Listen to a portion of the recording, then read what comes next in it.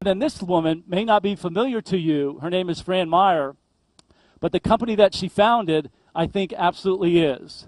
Fran Meyer was the co-founder of Match.com.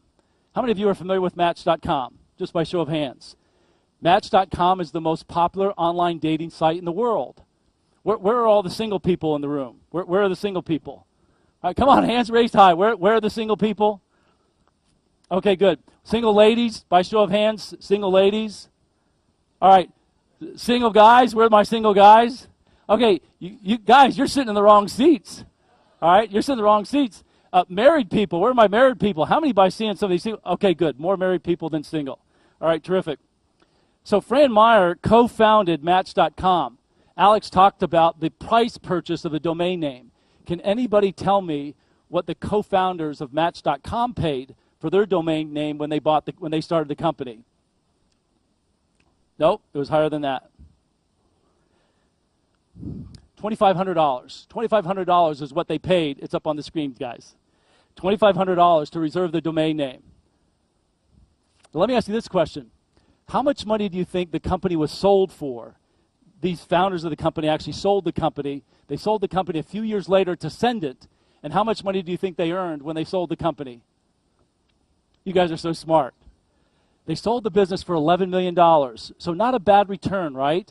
$2,500 to reserve the domain name, a few years in business, building out, and they sold the business for $11 million.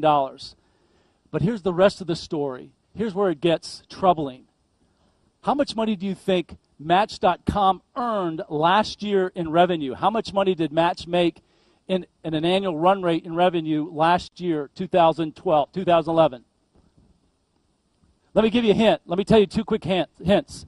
Match.com didn't start charging for its service until they had at least 65,000 subscribers, right? So 65,000 subscribers. At that point, they made a decision to start charging for customers. Here's the other hint that I'll give you. Each time they raised their subscription charges, their membership grew. Each time they raised their rates, their membership grew. And do you know why? Ladies, do you know why? In an online dating site for women, if they knew that men were willing to commit to pay for the site, that women, it made them feel trustworthy.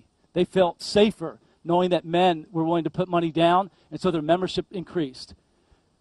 The business did $450 million last year in revenue.